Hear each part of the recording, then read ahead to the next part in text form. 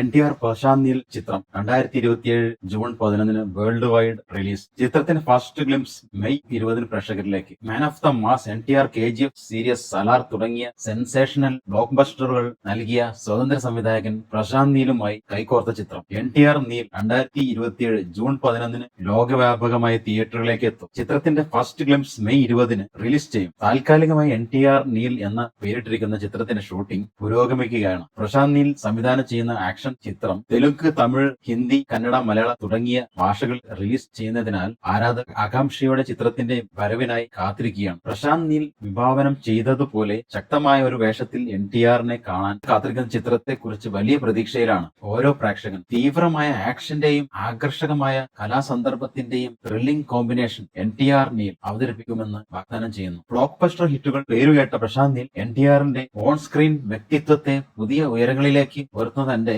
അതുല്യമായ മാസ് കാഴ്ചപ്പാട് പ്രൊജക്ടിലേക്ക് കൊണ്ടുവരുമെന്ന് പ്രതീക്ഷിക്കുന്നു.